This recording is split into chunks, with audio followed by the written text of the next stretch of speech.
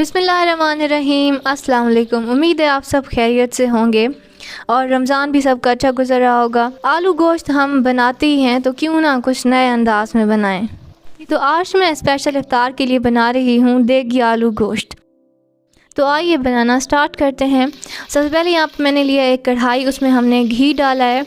घी थोड़ा ज़्यादा डालें क्योंकि इसमें प्याज और गोश्त दोनों फ्राई करने हैं, तो एक ही साथ आप डाल दें। इसमें प्याज डाल के प्याज को अच्छी तरह ब्राउन कर लें।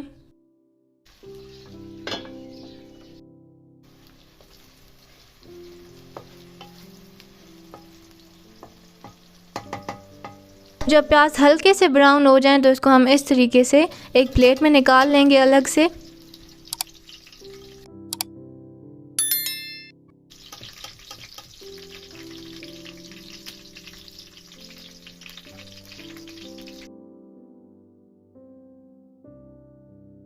प्याज निकालने के बाद उसी घी में मैंने चिकन ऐड कर दिया है और इसको हम थोड़ा सा पकाएंगे 5 मिनट तक।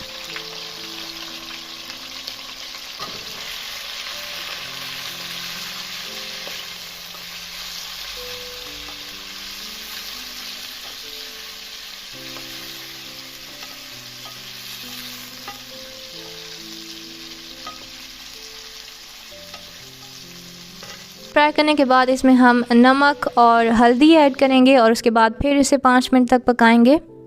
जब भी आप चिकन पकाएं तो उसको 10 से 15 मिनट तक ऑयल में फ्राई करें। इससे इसका कच्चापन दूर हो जाता है और अंदर तक गल जाता है और इससे इंसान बहुत सारी बीमारियों से महफूज रहता है। इसके बाद यहाँ पे मैंने सुर्ख मिर्च ऐड की है 2 चम्मच। अपने हिसाब से, अपने जायके के हिसाब से आप लोग मिर्च ऐड करें। हम चूँकि स्पाइसी खाते हैं तो इस वजह से मैंने थोड़ी ज़्यादा यूज़ की है। साथ ही साथ मैंने इसमें आलू भी डाल दिए थे ताकि ये अच्छे से गल जाएं टाइम से। इसी दौरान ही आपने हाफ़ कप पानी ऐड करना है, इससे आलू अच्छे से गल जाएंगे।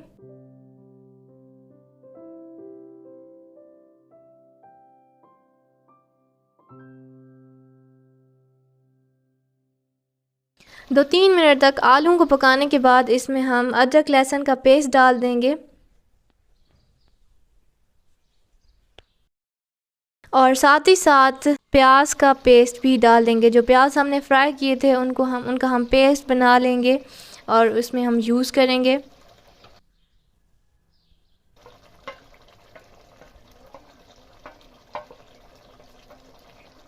कुछ लोग क्या करते हैं कि प्याज कट करके उनको ग्राइंड करके फिर सालन बनाते हैं, तो उससे ये कि काम तो आसान हो जाता है, कम टाइम लगता है, सालन जल्दी बन जाता है, लेकिन उसमें वो जायका नहीं आता जो कि प्याज को फ्राई करने के बाद आता है।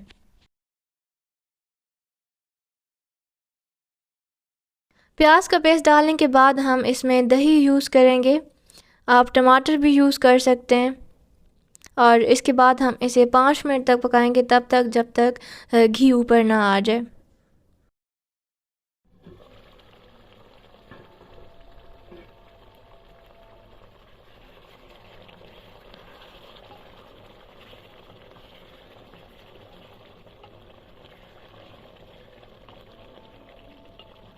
जी, तो यहाँ पे देगी आलू गोश्त तैयार है बिल्कुल, और ये वाकई में बहुत लजीज बना था, बहुत मज़े का था ये। आप लोग ज़रूर ट्राई कीजिएगा और मुझे फ़ीडबैक देना ना भूलें। और अगर आपको ये रेसिपी पसंद आई है तो लाइक करें, सब्सक्राइब करें और शेयर करें। Thank you.